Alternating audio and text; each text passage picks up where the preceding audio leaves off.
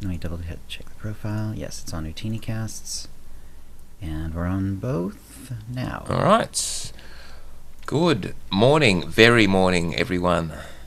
This is OotiniCast episode 326. This is the fake intro leading up to the real intro, which Chill will give when we actually start the show properly. We have a guest, two guests, Blay, of course, who you're familiar with, and Tatira from the Netherlands. So he is Dutch, I believe they say. Yep, that's correct. Yeah, we're a bit vague on that kind of thing down here. Just kidding. Alright, I think we're all ready. So the way we're going to run this is go through the usual intros, and Chill, we only have the one tip of the week, which I would like you to read, please. Okay. Then we've just some SWTOR news, and then a bit of Star Wars news, and not very much of anything. Tatira, did you want to talk? I know you've just come to the game. In your intro, did you sort of want to just talk us through your experiences? Yeah, sure. Unless you've got a prepared sort of segment that you would like to run. No, not sure. I'll go ahead and do a little introduction. I actually just entered my second month of the game. Save it for the show. Yeah, so it's completely new. Oh my god. Yeah. Let's save the good stuff for when we're recording properly. All right, but that sounds great. All right. And we will start with you, of course. All right, Chill. So we're about to go live. So no reason not to kick off. Okay. I feel like I've forgotten something. No doubt it'll occur to me. All right, let's do this. I did tweet, yes. I make a slight alteration to the stream. Hopefully that looks decent now. Okay, get my Twitch chat back up. Alright, going in 5. Hi, and welcome to the OotiniCast, the podcast that doesn't like these rust buckets and doesn't like our odds. This is episode 325, being recorded on Saturday, January 20th, 2017. I'm your host, Chill, with our producer and co-host, Tio. Hi, Tio. Hey, guys. And we have two guests today. First, we'll hear from Blay in a moment. Of course, Blay's been on a few times. But we also have a new guest from the Netherlands, Tatira. Hey, Tatira. Hey guys, how you doing? Thanks for having me. It's been great listening to you guys. It's been great being a guest the first time. So awesome. So tell us a little bit about yourself and a little bit about how you play SWTOR. Well, I've been a Star Wars fan, ever since I got introduced to the movies. Even like the prequels a lot. A lot of, I am a very visual person, so the prequels really, made that experience a lot more up to date, I guess. And then I think about a year ago, I started to pull in my my real life buddy, who's never seen Star Wars. It was just that my mind was blown. I was like, how could you be like? How can that be? Yeah, how could that be? So I introduced him to Star Wars. He was blown away. He was like, how could I have missed this? And then, of course, the Last Jedi came out last month. And we were watching that. And I was like, hey, do you know that there's a free-to-play MMO? Maybe we should try that together, because we've been trying MMOs on and off, and every time that we try something on our own, it just we couldn't really get into it. We tried World of Warcraft, didn't really get drawn into that because. Sure.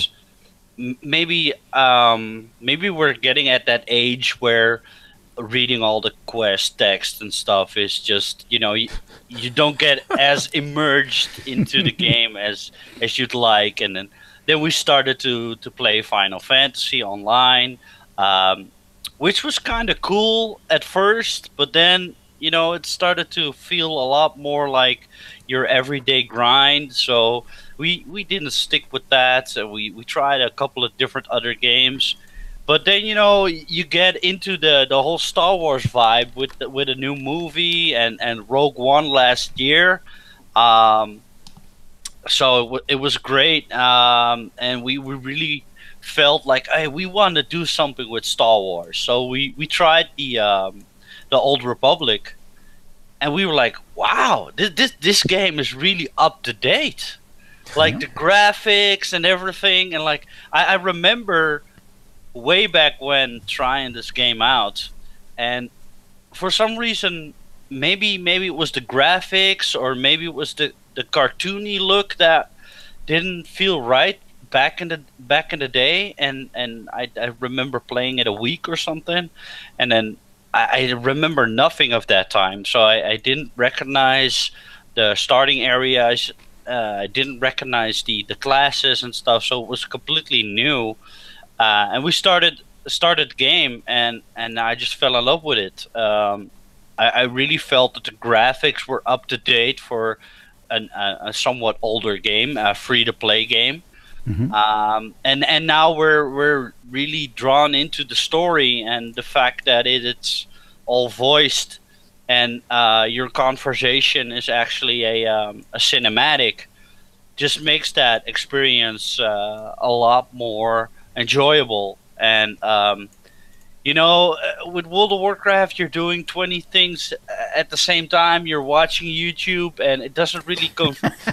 It doesn't really take away from the game because nothing is voiced. So there's nothing that is compelling you to stay in the game, focused on the game itself. And the Old Republic is completely different, because once that conversation starts, you're drawn into that conversation. You have to respond with a certain answer. You have to choose. You have to think, because one of those choices is going to matter somewhere down the line in your storyline. That made all the difference to us. And then the fact that it feels really Star Warsy, So yeah, it was great starting this game, and I love it. And I actually just caught up with all the latest content. And I didn't rush anything. The leveling experience was really smooth. I didn't feel like I was leveling. I was going through a story, and I didn't feel like I was leveling a character and had to be a certain level to do certain content. It didn't feel like that at all. So I think they did an excellent job, and I was blown away, man. That's just awesome. So yeah, man, I absolutely loved it, and I started listening to podcasts, and you guys were on top of the list. So I was like, hey, I feel like talking about it. So I reached out. So Awesome. yeah, Glad you did. Yeah. So you're sort of still in the new leveling phase where you're experiencing the story and stuff. Have you gotten to level 70 on any character? Yeah, I started out with a Sith warrior. Well, actually, I wanted to be a Jedi, but I started trying out a Sith warrior a little bit, and then I was like, I want to be an ultimate good guy and an ultimate bad guy, and then I started. That Sith warrior storyline is really tricky because you can be a bad guy, but the storyline is so engaging. That I went from Dark 1 to Light 5. Oh wow, that's cool. Yeah, and I didn't. I did some research before I started the storyline, and some people were saying, if you wanna, do not focus on your companions' reactions and stuff like that. Don't let that sidetrack you in making a certain decision. Then I started to turn off the option to see which answer was light and which answer was dark. So I went in completely blind, not knowing which answer was the right answer, and the Nice. storyline actually drove me to like, hey, the Sif. I don't know if I agree with you guys. So I for some reason naturally I went a completely different way for being a Sith, and that made it so enjoyable that I was like, hey, I wonder what the Jedi side is going to be like, you know. Mm-hmm. So it's so engaging, and every decision I noticed that the decisions you make really impact your story down the line. Somewhere down the line, some ally that you made is going to help you out, or it's going to affect the conversations, or they Right. are going to show up at some point. And if you kill them for some reason, or whatever, they're not going to show up. So your Mm-hmm. storyline is completely different. And I noticed this with when playing with my friend, because he's also playing a Sith warrior, I'm a lot further in the story than he is, but he's basically playing the same story a completely different way. So he's killing a character that I didn't kill, so Mm-hmm. his conversations are completely different. Um, I noticed, for example, that he went the easy way where I went the long way. Like, for example, I made a friend, and they're like, "Hey, thanks for not, making this decision. To celebrate, maybe you should bring me 10 power converters from Tashi Station to celebrate our newfound alliance." And I had to do 10 extra quests. And he was like, "Oh, I'm going to kill this guy. Done." Like, what? Like, how the hell? What? So it really affected how you play the game. It's such fun to see that somebody who's playing the same class is actually playing, is going the other way. um, at the end of the storyline, your class storyline, the result might be the same, Mm-hmm. but the journey is a lot different. So, they did a great job with that, and that keeps Yeah. me playing. That keeps me interested, Yep. and and playing together with a friend with the companion system really gives you the feeling of having a full party of players, Mm-hmm. and the fact that you could play solo or with other people or random people or a friend, just to having that option is great. Right. Who's your favorite companion at the moment? Lana, she's Ah. she's done. She's awesome. Yeah, she's done amazing things for me. She's shown really some real dedication to the character that I'm playing. Mm-hmm. But I misjudged companions before, so you never know. I don't know if you guys go into spoilers, but um, there are Well, at this there point. are, yeah, there are certain characters, especially with the newer content, that I misjudged certain people's intentions, so that's gonna turn around and haunt you. Yeah. Like I don't know, maybe a spoiler, but there is a guy that ends up betraying you at some point, and then Gasp. way further down the line, you come across this character again, and then Mhm. you can make your ultimate decision. Like, hey, am I still? Do I still have a grudge against this person? Um, and I did really like with the companion system, um, especially with the two latest expansions. Um, I somehow made the right decision in letting certain key characters live, and they end up joining your team. But you Mhm. can also go a different way, and they end up not joining your team. Um, So it's all about those choices, and like Senya and Arkan, those are really interesting characters, really powerful characters. I noticed, like, Hmm. if you let Arkan on a DPS,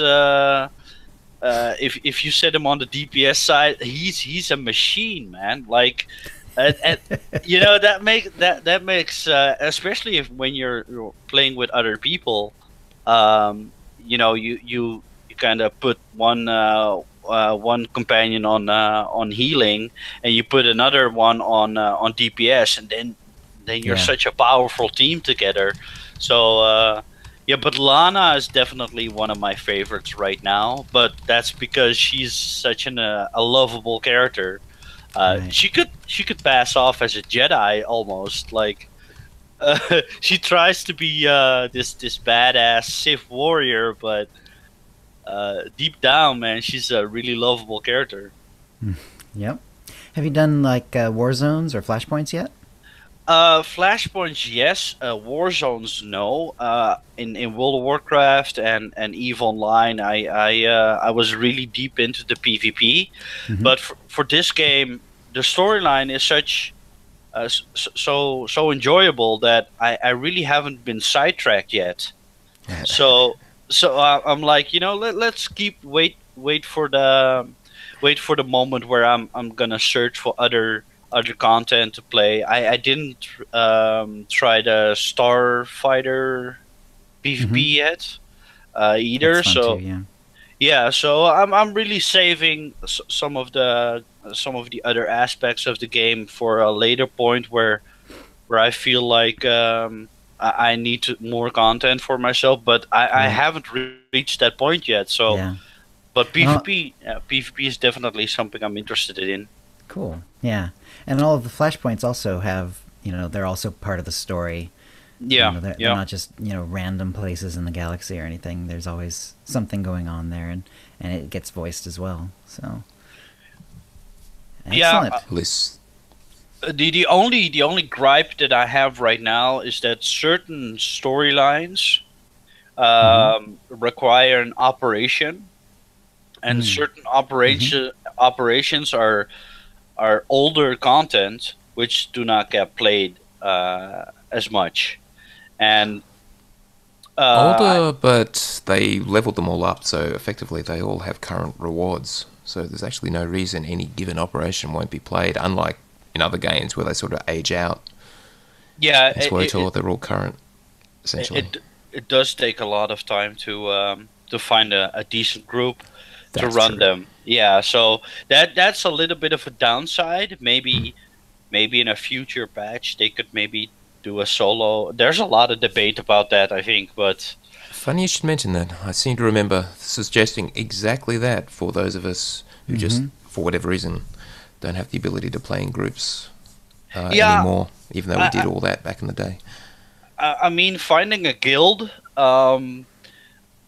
It's thank God there were server merges a couple of weeks ago, I think, a couple of months ago. Right. That did help a lot because now all the worlds seem really populated. Hmm. So I have not yet had an area where I was alone, so that was good. But I feel like a lot of guilds do not advertise that they're out there, or Hmm. maybe they're not active enough to be a die-hard raiding guild or something like that. So So, I don't know. Maybe that's I have to search a little bit harder to find a group that Right. does those on a regular basis. are you on the? Is that Darth the? Malgus, Yeah, is that the German speaking or the English that's the speaking? English speaking. Yeah, the That English speaking. right. The Red Eclipse got merged into that, presumably. Yeah, Yeah. So same serve as me. I mean, Cool. it's a very active server right now, so that's I'll good. bet. Yeah, and I'm surprised because when starting this game, I was a little bit worried that like maybe the server population might be at an all time low, but that's not the case at all. Hmm. Like there are a lot of people Excellent. playing. Yeah, Right. that's good. I suspect The Last Jedi didn't hurt as far as that goes at all. Exactly, like Right. that's a good investment for the future because those Star Wars movies are gonna keep on coming. Oh yeah. Oh yeah. So that's good for the game. Yeah. Are you planning on leveling other characters and seeing the other class stories? Oh yeah, definitely. Like I'm trying to level up a Jedi Shadow, Mm-hmm. which started out pretty good. I'm 48, but that's all heroic plus twos. So I've Oh been wow. trying to get ahead in levels so that I don't have to worry about the leveling process and stuff like that. I've just been Right. trying out different builds because it's completely different than a warrior, a Oh Sith yeah. warrior, or something like that. And Mm-hmm. um, I still have to. I don't know. It doesn't. It's not as enjoyable of a class to me as the Sith Warrior or the Jedi Guardian or the Jedi Knight. The Jedi Knight is something that I'm also gonna level up at some point. It That is one of the things that I really liked about this game is that you're playing no matter what side you're playing on, you might be playing the same class, Mm-hmm. but it feels completely different. Like the Jedi Knight is completely different from the Sith Warrior, Yep. but in the background, it's exactly the same class. Right. Does the Yes. And same. it, So yeah, same cooldowns and same everything, but the animations are different. The sounds are yep, different. yeah. The Yeah. fact that the one of the reasons why I stuck with the Sith Warrior in the beginning was that he's holding his lightsaber in one hand, and for Mm-hmm. some reason I think that's really cool. Like and the Jedi Knight is holding his lightsaber with two hands. Oh, So okay. you Well, yeah, that'll depend on which advanced class you take, actually. okay? Yeah, it's like um, details like that is um, it makes you feel like a different class, and Mm-hmm. I think that's That's true too. they thought about that really good. I'm really happy about that. Our chat room is suggesting that you should, the Fiona and Agent Iron Spider and Johnny are saying you should play the agent story, the Imperial Agent. It's probably Yeah. the best story. Okay. Yeah. I've been wanting to try Smuggler and Trooper as well, and Sure. at some point, the legacy system really makes that compelling because True. you get skills from it. Yeah. I'm really I don't I didn't like the Sith sorcerer. Is it? I think the Sith sorcerer with the lightning. If Yeah. you play that class all the way to chapter 3, you get the lightning for every class, and that's really I really like the idea of heroic being moment. a Jedi Knight with Legacy ability, lightning. yeah. Right. Yep. Right. Yeah, but I didn't like the class. I didn't like the lightning class. So it might be a little bit of time before I can do that. But the legacy system really makes that compelling. Like, hey, try every class. And Right. And if you didn't like the range sorcerer, you can go assassin, which is melee. There's some yeah, lightning, but it's basically lightsaber attacks. yeah, exactly. Yeah, yeah. Excellent. All right. Well, welcome to the show. Blay, how have you been and what you been up to? I'm okay. Basically, I've been doing lots and lots of ops and lots of flashpoints. Nice. Since the last time I saw you, we've managed to, as a group, a sort of family guild, we've taken down the Nahoot, or Nappy as we tend to call him, because it looks like he's wearing a nappy for the first two phases of a fight. That's a diaper for our American listeners. Oh, true. Sorry. I should have translated. Yeah. Yeah, it looks like he's wearing one of them for the first two phases of the fight, and then he loses it in the last phase for whatever reason. But we've managed to take that down, or take him down 3 times now. So we managed to take him down on the Imperial side and the Republic side. For whatever reason, we seem to struggle more on the Republic side than what we struggle on the Imperial side. But we got it down on both now. So we're all set for the next one, next weekend. So that's quite exciting. Nice. Can't wait for that. And I've managed to get 5 characters now, up to 300. So I maxed out that double XP as much as I possibly could. I'm quite lucky in that I've got 3 friends who like playing the game still, and they are currently dragging me through to get my last 3 characters up to 300 just for the achievement. So yeah, very good. I'm having to tank for it. I'm really not a good tank. I'm much better as a healer and a DPS. And apart from that, really, there's the small matter of a rather large Millennium Falcon that I built Yes. between Christmas and New Year, and it became like a second job. I was tweeting photographs of this thing like there's no tomorrow, and it took hours every day. And Jesus at the time, Christ. yeah, How many pieces? 7,546. Oh, Wow. God. How much did this Wow. cost, Blay? 650 pounds. Wow. Wow. What? That's a lot. That's like a lot of money. $850, That is a lot of $900, money. something like that. That's a lot of money. Yeah, it's quite a lot. But oh my word, because I was doing it during the double XP as well.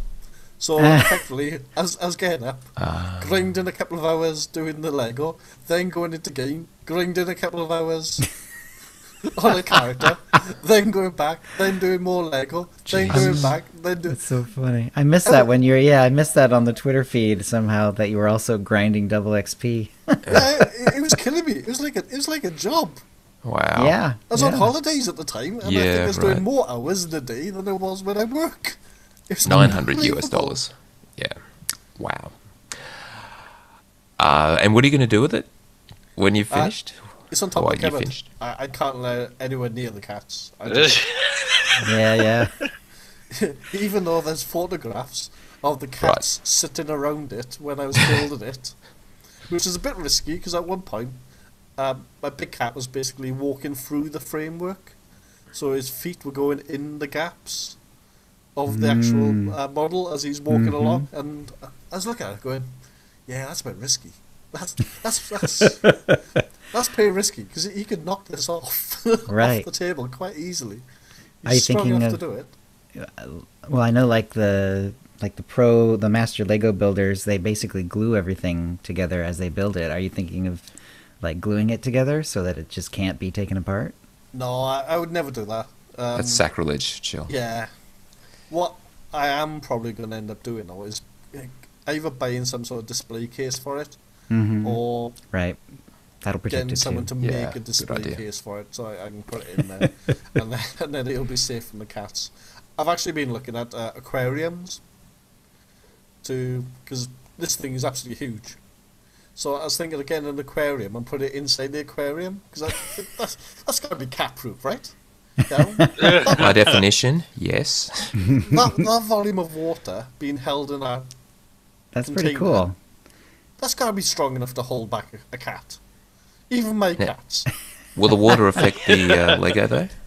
I don't Well, think just so. kidding. I would put the water in as But- well. Yeah, I'm kidding. Although it is I'm just wondering if it is. interesting. Are you going to put fish in there, or would it be just a clear water tank with no fish? Well, I could, couldn't I? I could actually turn it into an aquarium and have fish swimming around it as well. Maybe the Falcon crashed into some sort of ocean like- world or something. Yeah, be like Luke's X-wing. Well, yeah, because I do have an X-wing, so I could put one of them in there as well. There you go. And reenact the entire scene. And get That'd be Yoda awesome. to lift them both out. Yeah. So, Awesome. so yeah, that's basically what I was doing. But I Alright. think I started it on Christmas night and I finished New Year's Day. Wow, that's incredible. Everyone's got these nice stories of, oh, what did you do for New Year's Eve? Oh, I went out. I went to London. Oh, I saw this, that, and the other. What did you do? Oh, I built Lego at the early hours of the morning. Well done. Well done. Yeah. Living the Nice. dream, mate. Okay, Tio, how about your week?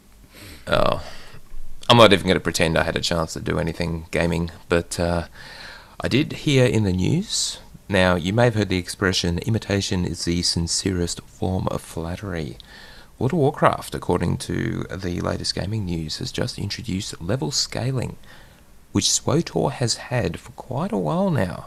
That is, anywhere you go in World of Warcraft, just like it is in SWTOR, everything levels to you. So, and all the XP is equivalent and all the rest of it. So, I guess they're just catching up, but it's good to see that SWTOR is leading the way. Got to say that is one of the better features, though. The way WoW apparently did it was that, unlike in SWTOR, where it's now much easier to level, where they just redid all the leveling curves and everything, they made it harder. That is a change I think SWTOR should introduce. I would love for it to be, or at least have some way of slowing down the XP, so you do actually slow the leveling experience. But that's just me. Yeah, I thought that the leveling experience in the Old Republic was a little bit too easy. Now I didn't go into it with the mindset, oh, I gotta reach a certain level, but I think 68 at the end of chapter 3. That is way too high, because that's level 30 content, or And level 50 content. Sorry, so it's almost 20 levels above the so it went really fast. You would not be doing the exploration missions either, I'm guessing. No, I'm just doing the story. The story quest. I haven't even started the story arcs for each planet yet. That's I'm saving that. Yeah, so it's the storyline is just is providing a lot of XP, and it does seem like, hey, wow, I'm this level already. I went through the last 2 expansions completely maxed out on gear, so it was really easy. So maybe they should make it a little bit harder. Well, compare it to what it used to be, where on any given planet, not only did you have to do your class story and the planet arc, there were all those other missions which are currently hidden from players, because you actually have to switch a special option to see the exploration missions, but they were just regular missions. You had to do them all. And even then, sometimes even the bonus series, just to get enough XP to get through the planet. It took ages back in our day. It's a hell of a lot more streamlined now. Right, and especially if you're doing it during double XP, or use the double XP boost that you get while you're leveling, it definitely goes fast. I think it really is worth it to actually sort of really get through it, learn your character, experience Star Wars, the various worlds. But anyway, the other thing I wanted to mention was the Force. That The Last Jedi apparently, based on prior experience, should be available on DVD and Blu-ray, and hopefully digital as well, sometime April this year. So not far at all. Why do I mention this? Because I still haven't seen the movie. And, damn! What? So chances are I'm going to have to watch it in our admittedly new, very nice TV. But, oh my God. It is what it is. No spoilers? Has Ari seen it? Sorry? Has Ari seen it? No. We're going to see it together, hopefully. But wow. Maybe it'll be on our TV. Spoiler-wise, you cannot help but come across stuff. I've seen bits and pieces here and there, so I haven't gone looking, so there's a lot of stuff will no doubt be a surprise, but some of the key points, social media being what it is. Those darn quotes from the top of the OotiniCast. What do you guys expect for Rian Johnson's new trilogy that he's planning to make? Do you think it's going to be Old Republic related? Has been confirmed that it's not. Oh, it's not? Yes, we did speculate on that for a while. It is going to be something completely new with new characters, different time maybe, different place. But he has specifically said he kind of enjoyed the game. He did say that, but it is not going to be in the Old Republic. I think what made the prequels enjoyable for me personally was the lightsaber fights, the amount of Jedi, and the amount of potential it had for fights between Sith and Jedi, and I think the Old Republic is the perfect place to bring massive battles to life. I think that is something that we haven't seen yet. Like, we have seen the fight on Geonosis, but that was Jedi versus a lot of battle droids. Right. That wasn't lightsaber fights like we've seen in the Old SWTOR, Republic. Yeah, the SWTOR Deceived trailer. Yeah, exactly. That's what I want to see. Like, and I think the current timeline in the movies doesn't really allow for that, because there are like 2 Jedis left, or like 1 right now. like I mean, so the potential to do those large scale battles is not there yet. So I wonder what he's going to focus on, because I think we've all seen the 1 versus 1 thing a little bit too much now. Right. Well, last I heard, even he didn't know, so it's a little hard for us to speculate. That's true. Yeah.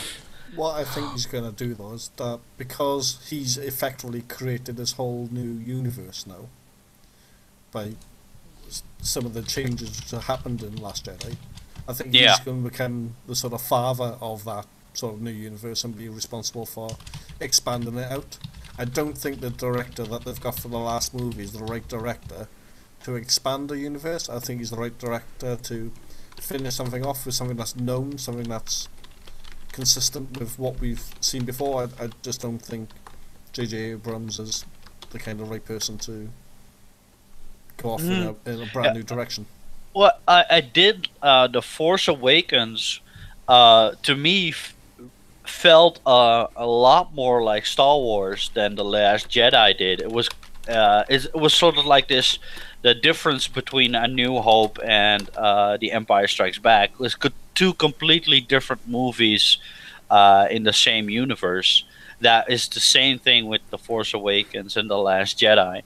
Is the tone is different, the situations they are in are different.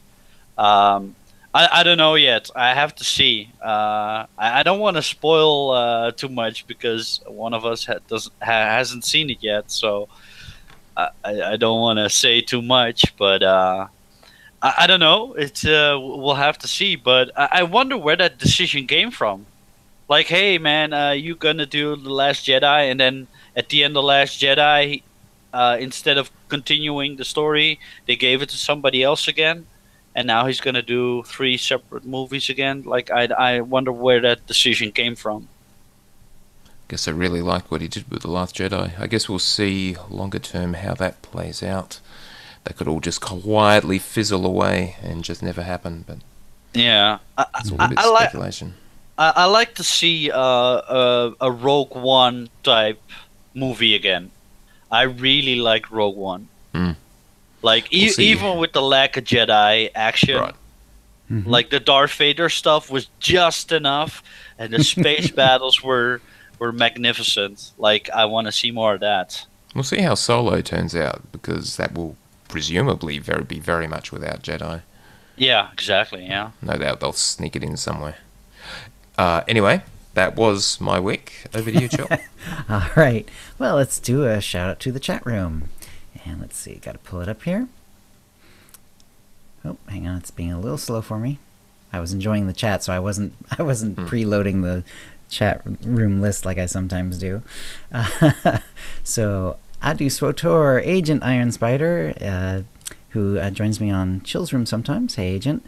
Anu, Blay is here as Blachlot Gaming, Born to Eat Bacon, Dekion, Evans04111, Flesh Ribbon, Fiona, hey, Fee, Gepeo, Inkata1, Jockins, KDR Man 34, Mornagoth, Severity, Siskaika, Streaming Hawk, and Zen0001. Hey, Hawk, by the way. Hello, everyone. All right, well, I've been streaming every day on twitch.tv/chillsroom. It's going well. I'm now an affiliate, and thanks to Penn and for the cheers, and Liberoa for playing with me, and the subscription. It's been going very well. I also got a host from Snave, which was a real boost as well. So thanks to everyone for that. I'm really enjoying it, actually, and I do, like I have said before, I do kind of close to half-half. I don't know exactly what the ratio is, but it's about half SWTOR and half League of Legends. Chill Hulk is now 300 on, and I'm working on getting her the max 248 gear. I think she's around 244, something like that.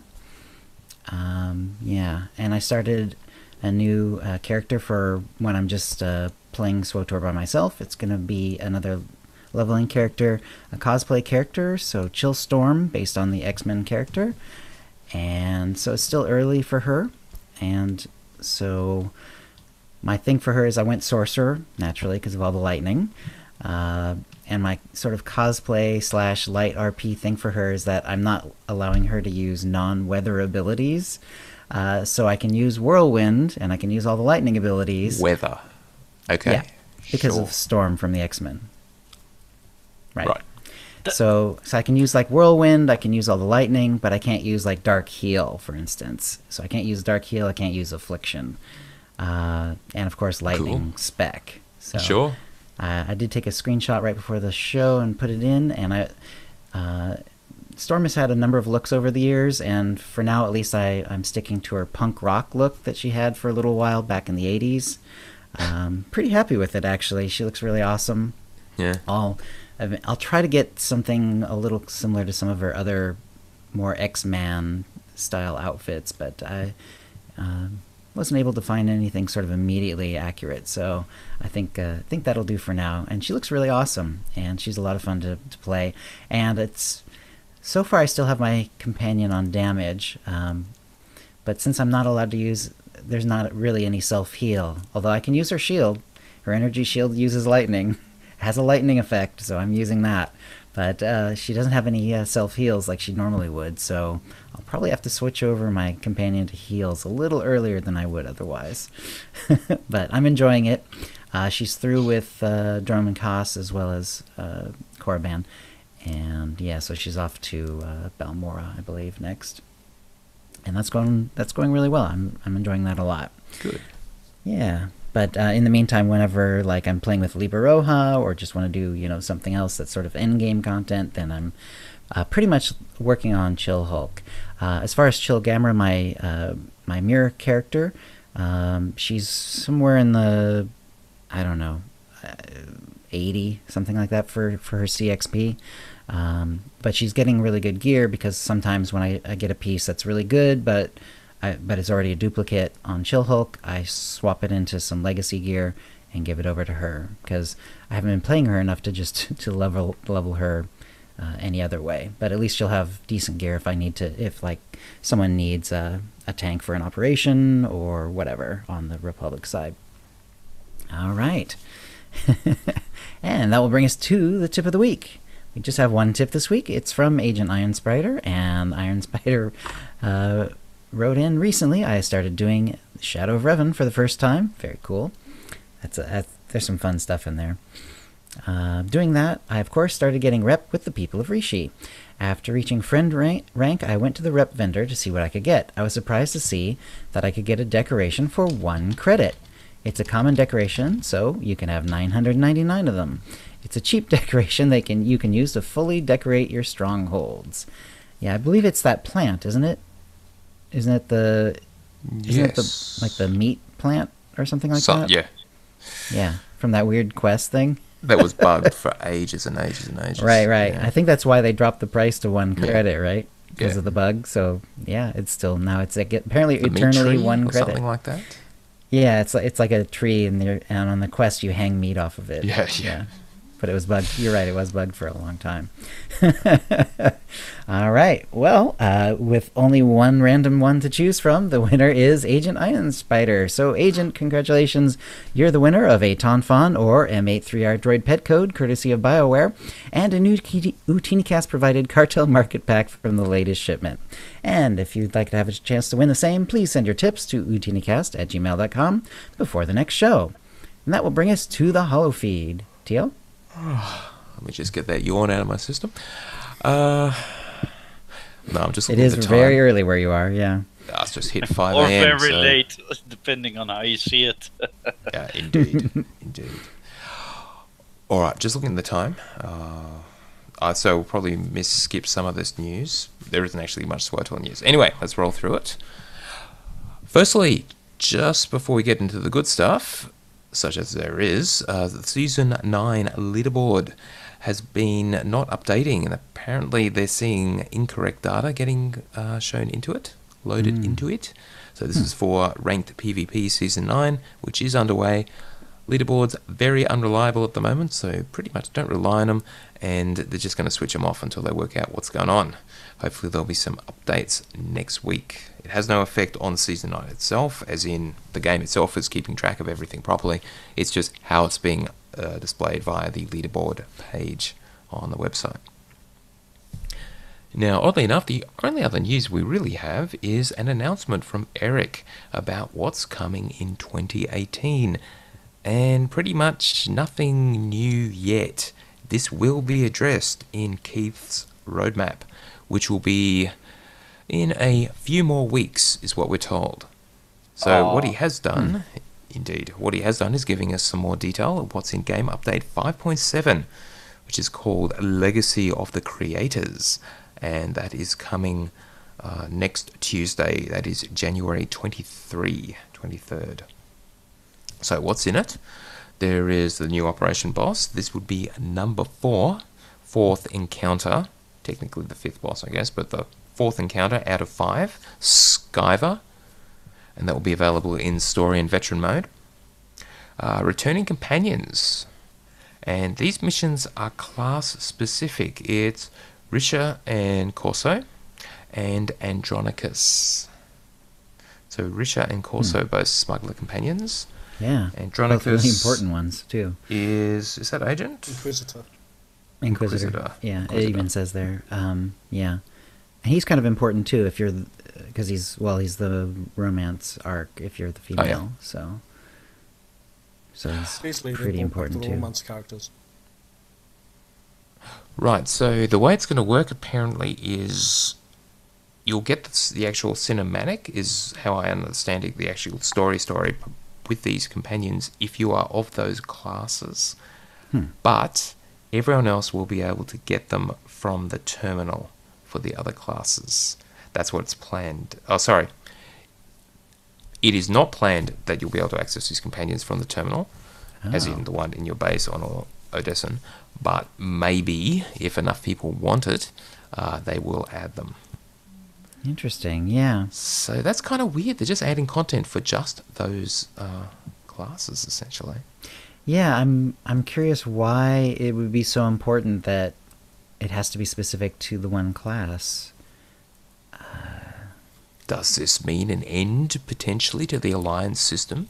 And now we're just going to quietly return back to the class-specific companions?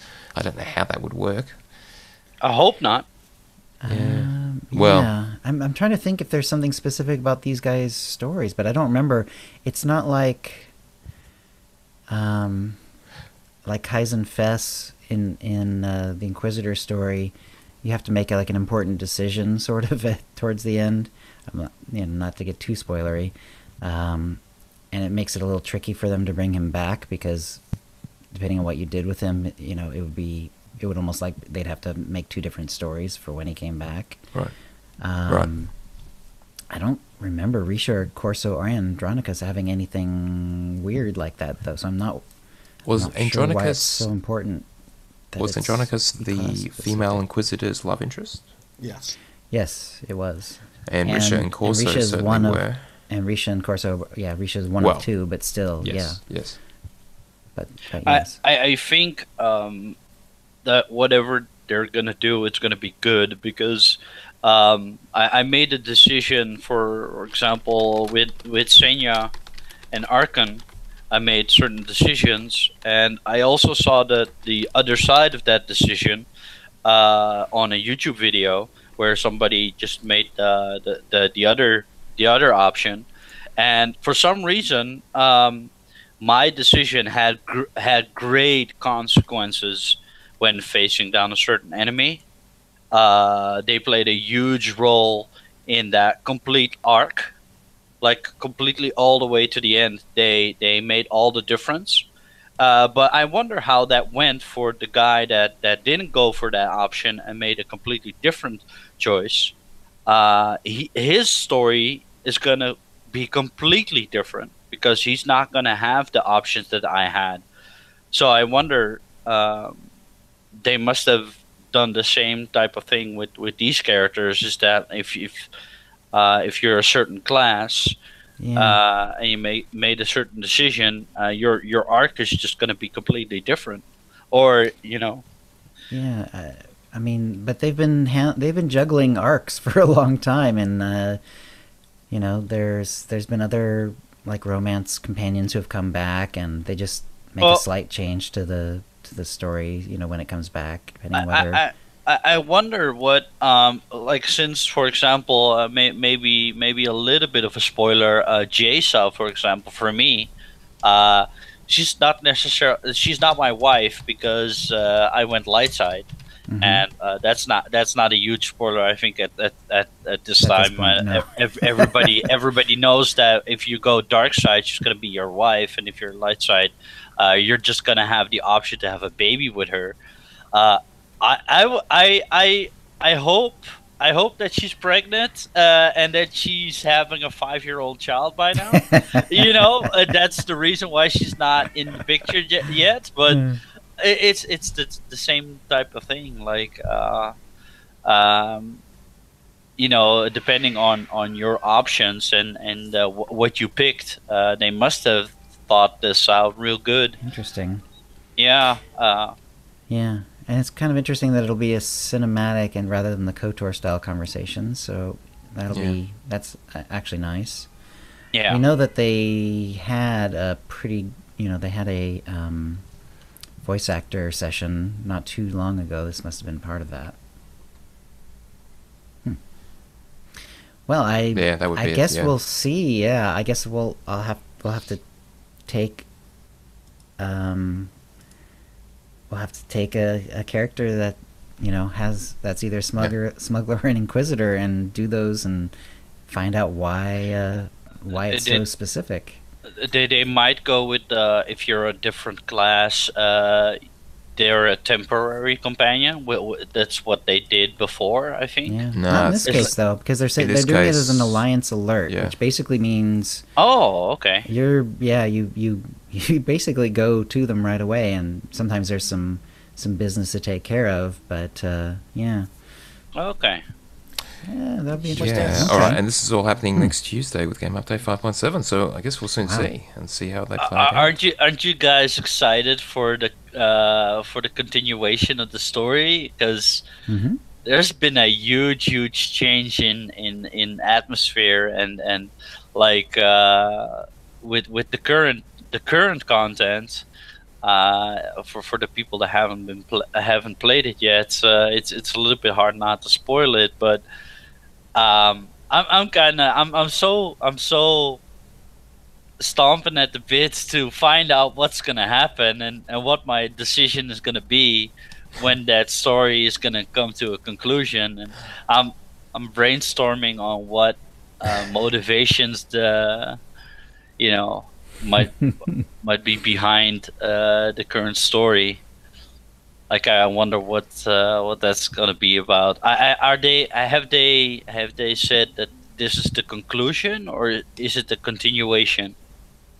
It's always a continuation. Yeah, I wonder, because 5.7 that would point to, well, they've said that there's gonna be a new expansion.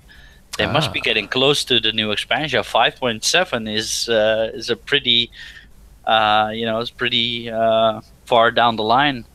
Well, they hit point 10 before, so we know they can stretch this one out. So there's no reason they have to stop. Now, speaking of that, this was a reference I'm not sure we talked about. It was a while ago where Keith dropped into the chat at the end of a SWTOR stream and said, "Hey all, I'd love to stay and chat some more, but I gotta run, so I'll leave you with not commenting on next year's expansion plans. You'll have to wait to hear about that.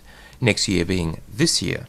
Yeah. So, and that is the only hint anywhere that there will be an expansion this year. So we have nothing else to go on, and we don't know when it'll be. I would have say the most likely way it'll play out is, yes, I'll wrap up this part of the story, announce the expansion, probably towards mid-year that they'll announce it, or May, June, and then say it'll be for the end of the year. And we won't get anything in between. I'm hoping for a kick-ass cinematic again.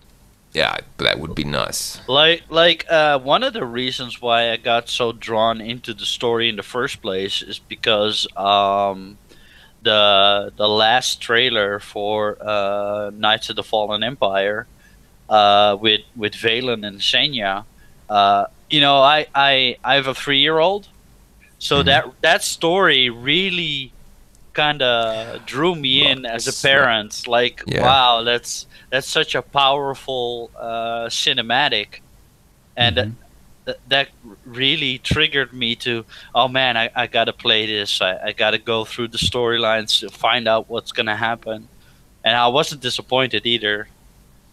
Yeah, that's true. Alright, what else we got? If you haven't gone to swotor.com/HoloNet, or just the HoloNet on the official site, back in September last year it was updated. I don't recall if we talked about it, but it's all fancy and new now, so it's been updated. There's even some new content, so yeah, I think we did mention it, but if you go back and look at it now, it's looking pretty solid. Now, that's pretty much all the SWOTOR news we have right now. So just a few Star Wars things I wanted to drop in. Firstly, John Williams has been confirmed that he'll be doing the music for Episode 9, which is being directed by J.J. Abrams, as was The Force Awakens. So people speculating, could it really be a Star Wars movie without John Williams? But yes, he is doing that. And he also did the theme for Solo, which is coming out in May, actually. Yeah, it's not that long. That's cool. Yes. Yeah, it'll be nice that he's able to complete the trilogy. I mean, he's getting really up there, so I'm kind of thinking that could be, you know, that plus the one theme for Solo might sort of be a Star Wars swan song, but well, he says, we'll see. I don't think, this is a direct quote from John Williams, I don't think you can retire from writing. He says, I feel very lucky and the work that I do doesn't depend on much. If your vision's still good and your hands, I have no arthritis in my hands and I play the piano very easily, I don't think there's any reason to deprive oneself of the fun of working. Music is so rewarding. They used to be doing this for 60 years. Right, yeah. He'll be, yeah, he's gonna die in the saddle for sure. But, I mean, he is, what, 80-ish? Or over 80? Yeah, I mean, you know, unfortunately, he's, you know, it's one lucky, of the... so. He's making music that is gonna fuel, you know, future generations. And as, you know, all the way back when Star Wars first came out, that theme still triggers audiences to cheer and scream and get excited, and you know, once you hear that first opening crawl, you're like, okay, I'm fully into it. That is such a powerful theme. Yeah, that fanfare that opens it up. Yeah, exactly. And you know, so his music is gonna, you know, hopefully go way into the future and excite all our kids as well. Like, I can't wait for my son to be old enough to start Star Wars Legos, for example, and start that Millennium Falcon. Oh boy. Yeah. Well, a bit older. Yeah. Yeah, and in SWOTOR they did a marvelous job of taking sort of the feel of the John Williams themes and making them new, and there's some great music in SWOTOR, as we've, you know, it's the only game. It's the only game for me where I turn on the music, right? Because it completely makes the environment that you're in really you know, amplifies that environment. Like, certain planets have a really sad feel to it, and the music just amplifies that feeling. It's the only game I play with the music on. Yeah, definitely. I did the same thing actually in previous games. I never switched the music on, but with Star Wars, especially after talking to Evelon, recurring guest who's a composer, he really pointed out just how much one misses if one doesn't have the music on. Yeah, exactly. Yeah. All right. Now, speaking of Solo, the movie which is coming out May this year. It's only a few months away, and as Blay points out, where's the trailer? Yeah. Anyway, yeah. we have an official synopsis at least. Board the Millennium Falcon and journey to a galaxy far, far away in Solo, a Star Wars story. An all-new adventure with the most beloved scoundrel in the galaxy. Through a series of daring escapades deep within a dark and dangerous criminal underworld, Han Solo meets his mighty future co-pilot Chewbacca and encounters the notorious gambler Lando Calrissian in a journey that will set the course of one of the Star Wars saga's most unlikely heroes. Yeah, all we know is they're doing some reshoots, and it's so close to release.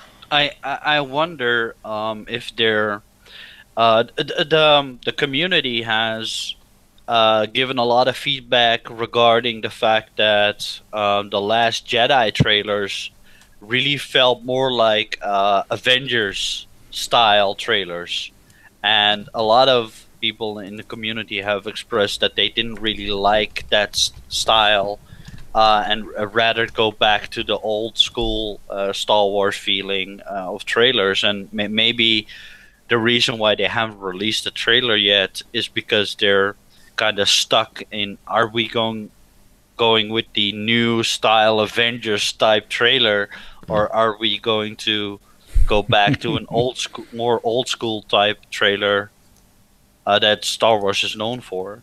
That's a good question. I don't think it's that. I think it's more a case of when they did the trailer for Rogue One, they did all those reshoots after it, and then the end movie had absolutely none of the content that was actually in the trailer. It's true, isn't it? It's Yeah, so bizarre. yeah. If they're doing these reshoots, I think they wait until the end of the reshoots to actually do a trailer which is representative of the movie. That could be I it. loved Rogue Yeah. One, but I did feel cheated by it. I did feel cheated that none of the scenes that got me so excited in the trailer were actually there. Yeah, that one line from the protagonist, I think, is where she says that, this is a rebellion, isn't it? I rebel. That wasn't in the movie. Like, I was waiting for that, and that's such a powerful, a powerful line in the trailer, and it wasn't in the movie. But yeah, I mean, I'm excited for it. I'm not sure about the leading role though. Like, I've seen a lot better Han Solo lookalikes than the guy who's actually playing him. I don't know how I feel about that. Maybe his pictures didn't represent the character the correct way yet, but. From what I saw, that's the only thing that I'm a little bit worried about, that it's not gonna feel like Harrison Ford. All they gotta do is put the same jacket on him. He'll be fine. Yeah. Yeah. All right, last bit of news I'll talk about, I think, is a tweet. Well, actually, it was a quote from Leland Chi from the Story Group. Now, he wasn't actually part of the Story Group at the time the decision was made after the acquisition by Disney, to kill the old expanded universe. But he actually said that, this is a direct quote, "But if you have the opportunity to bring back Chewbacca into a live-action film, you're not going to I should do the whole thing, should I? Sorry. This is what he said about the decision about killing off the EU. For me, it came down to simply that we had killed Chewbacca in the Legends. A big moon had fallen on him.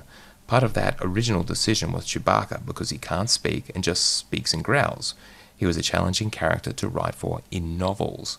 Publishing had decided they needed to kill somebody, and it was Chewbacca. But if you have the opportunity to bring back Chewbacca into a live-action film, you're not going to deprive fans of that. There's no way that I'd want to do an episode 7 that didn't have Chewbacca in it and have to explain that Chewbacca had a moon fall on his head. And if we were going to overturn a monumental decision like that, everything else was really just minor in comparison. This is not," he went on to emphasize, "the official line from Disney or Lucasfilm, but apparently that's behind the scenes what happened." There was just too much stuff that happened in the expanded universe that they did not want to have to deal with in the movie, especially Chewbacca becoming deceased. Yeah, I mean, Chewbacca is, by far one of the best characters, especially also in the new. I mean, what's the Millennium Falcon without Chewbacca screaming? Like, you know what I mean? It's like he's part of it. He needs to be in it, and there might be a part of the community that says, "Oh, he's so annoying with his screams," but that just makes the whole thing just so much more enjoyable.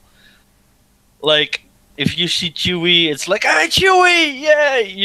It's like, I don't know how they could have, gone a different direction with that anyway. So, if I choose between Chewbacca screaming and one of those little pole things, then Chewbacca screaming every time. Yeah, exactly. Just keep screaming. Yep. Yeah. I guess I'll find out eventually. Anyway, that's the news. Okay. Well, that'll bring us to our force feedback, and it's going to be congratulations to our newest deck officer, Jasetu. Is that how you pronounce that to you? I'm actually not 100% sure. Me either. So let's go with that. Thank you. All right. Jasetu. Now, we can either finish up there, or there's a link there to a quiz. How well do you know the Millennium Falcon? Do you want to just run through that? Sure, we can run through it. All right. So, Chill, if I have to disappear, can you sort of finish things up, get the guys to upload their audio, etc., etc.? Yeah. All right. My son may wake up and I may have to go and help. So anyway, we've got this quiz that came out on StarWars.com. How well do you know the Millennium Falcon? It's got a few questions. So what I thought we'd do, Chill is going to ask questions, and then the rest of us will guess, or if we already know, just state it. Okay. And then he will let us know if we're right or not. So okay. Take it away. All right. So the Millennium Falcon. What is the ship's model number? YT-1300, YT-2800, YT-3300, or YT-4000? I just spent 30 hours building this thing. I know exactly what that is. Yeah, go on. Go on. It's the 1300. All right. YT-1300. Right. And it gave a little green, so yes, that was correct. 2. How did Han Solo obtain the Falcon? He won it, he stole it, he bought it, or he was gifted it? He won it, right? He won it. Off Lando Calrissian in the right. game. That's correct. Okay. Oh, it's getting challenging now. What docking bay does the Millennium Falcon leave Mos Eisley from? 1394, 1138, or A113? I think I know this one. Yeah. No, I don't know. It's 94. Yeah. 1138 is a different Star Wars reference, and then A113 is a famous Pixar and animation reference. A113. Yeah, it's the room where I like animation. Animation was done. Right. It's the School of Animation in Southern California has a famous room A113 where everyone takes one of the first classes, and because of that, A113 is on every Pixar movie, for instance. And other animators have also used A113 as a reference. But anyway, 94 is correct. What is the name of the Falcon's co-pilot during the Battle of Endor? Snap Wexley, Lando Calrissian, Nien Nunb, or Chewbacca? Nien Nunb, of course. I think it's Yeah, Nien the Nunb. third one. Yeah. I had this Star Wars figure. Oh, cool. Nien Nunb. So there we go. Yeah. What planet was the Falcon manufactured on? Corellia, Chandrilla, Coruscant, or Cantonica? Yeah, again, I know this one. Corellia. Yeah, it's Corellian, yep. Because And of course we get to go Corellian there. freighter. Yeah, we get to go there in SWTOR. I love that. Yes. The original design for the Falcon ended up being a prototype for which ship? Oh, that's a good okay, question. let's reread that. The original design for the Falcon ended up being a prototype for which ship? Original. The Tantive 4, the Ghost, the B-Wing, Maybe. or the Uravana? I'd have I to actually know the answer. The Ghost, maybe? I want to say it's the Ghost. Yeah, I think Rebels took It's like Oh, something it's- from the original designs and Because made Tantive it. 4 is the blockade runner that you That's see the at the blockade beginning runner, of New yeah. Hope. I think it's the ghost, but I'm not 100% sure. Shall we try the ghost? Yeah. Not right. Darn, Nope. we'll have to look that one up at the end. I All right, can actually tell you the asteroids. answer. I know Asteroids in the distance. Yeah, go of the- ahead. What was the answer? It is It doesn't- what chat is saying. It's the first one. It's the It's the Tantive? yeah. Okay, Okay. so the Tantive 4. They must have used something else in Rebels, and I just got it confused. Asteroids in the distance of the Falcon's flight in The Empire Strikes Back were made from what? Chocolate, styrofoam, sponges, or potatoes? Oh dear. It must be potatoes. I would imagine styrofoam because it's lighter, but I don't actually know this. I'm just inferring this from like. I'm going for potatoes. He is correct. It is potatoes. Correct. Oh, dear Potatoes. God. Very nice. Yep. Very nice. Number 8, Rey asks Han Solo if the Millennium Falcon is the ship that made the Kessel Run in how many parsecs? 11, 12, 13, or 14? Was it 14? It was 14, yes. Yeah. Yeah, she was Really? wrong, by the way. Yeah, and he was It was 12. not having any of that.